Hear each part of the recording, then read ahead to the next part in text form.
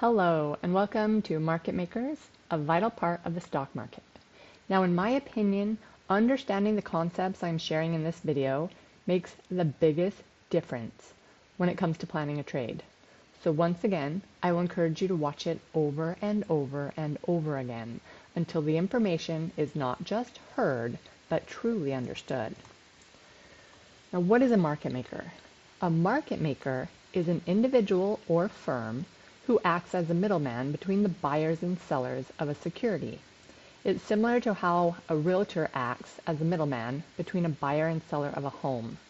They are there to help determine a price, and they work to ensure that there's liquidity to buy or sell to day traders and large investors. And when you understand what they do and how order flow works, you will have an advantage. You see, big investors, whether they are buying or selling, always leave behind breadcrumbs of their activities.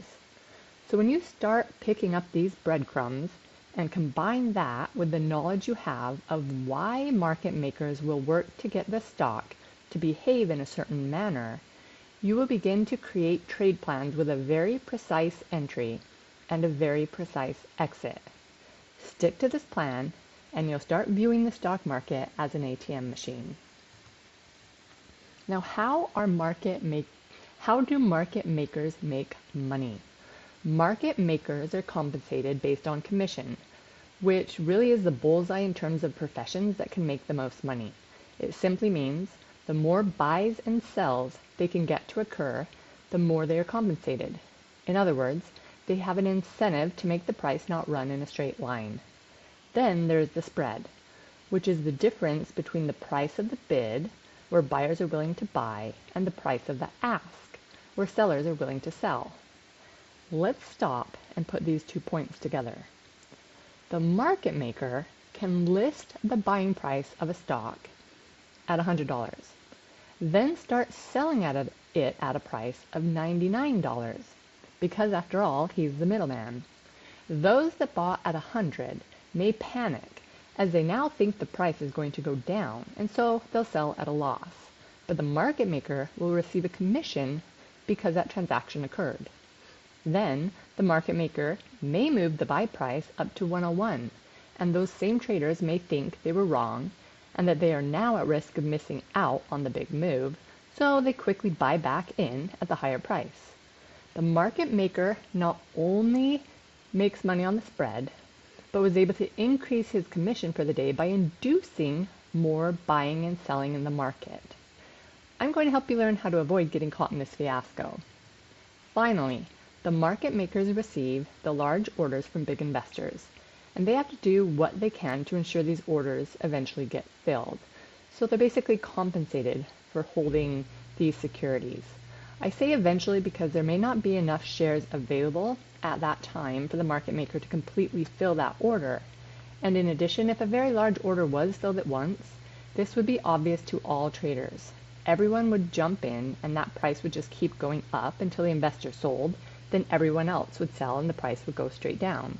In other words, there would be no market.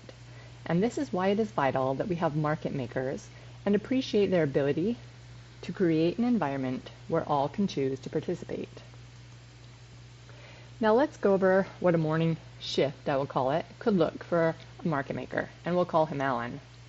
In pre-market, where many large investors will place their orders, Alan gets a call from an investor, we'll call him Joe, who says, "Alan, I've got 1 million shares of stock XYZ that I'd like to sell. Can you help me do that?" And if the timing is right, Alan might say, "Yes, Joe, we've got some great news coming out this morning. Trump said he is abolishing all taxes, and I anticipate that the public will go wild. Therefore, I believe I can get all those shares sold off for you." And a deal has been made. Now here's the thing. From my understanding, a commitment or contract of sorts has now been made between Joe and Alan.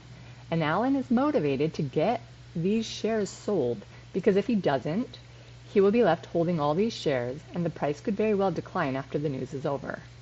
So Alan is going to do his best to create a buying frenzy. How are some of the ways Alan will do this? Well, Alan isn't dumb. He knows that traders commonly use all sorts of fancy indicators, and they have levels that Alan has made to appear as support and resistance. So Alan will use algorithms and knowledge of indicators, the recent news, etc., etc., etc., and create a market where buyers will go crazy and pick up all the shares that he just acquired from the investor Joe. So he starts adjusting the price in pre-market to get indicators and such all lined up, so as the news is released and the opening bell rings, buyers are literally waiting in line to take up all the shares that the investor wanted to get rid of. Alan gets his job done, is satisfied, and walks away clean of any shares and with a decent profit for doing a job well done. Interesting picture, isn't it? Now, let's take a look at a second scenario. This time, Joe approaches Alan and says, Alan, I'd like to buy 1 million shares of XYZ at $100 per share. Do you think you can get those for me? Once again, Alan says, yes, Joe, the Feds are going to announce whether or not interest rates are going to be cut this Friday. I can use that upcoming news to my advantage. I'll drop the price and get people to sell. Might take me a few days, but I'll get them for you. And another deal has been made. But this time, Alan has borrowed the 1 million shares from his broker in order to sell them to Joe at $100 per share. Alan didn't already have those shares. Now he must buy 1 million shares of XYZ and return those to his broker. This is shorting the stock. So Alan, as the middleman of buying and selling, works to create a market environment where the price appears to be dropping, so people start selling their shares. When Alan is satisfied, he will buy back 1 million shares at a much lower price than he sold them to Joe for, and return those shares to his broker while keeping the difference in price. So when you see a large order come through in the time and sales tape, odds are you will see a drop in price shortly after. Now, the key takeaways. The market maker's main priority is filling large orders from investors and institutions. Keeping them happy is job security for market makers. Day traders simply provide a means by which he can accomplish this. So if you can figure out at what price these orders come in at, and think with the psychology of both day traders and market makers alike, you will be an incredibly successful day trader. And I personally believe that you have come to the right place because that's what I teach. Thanks for watching.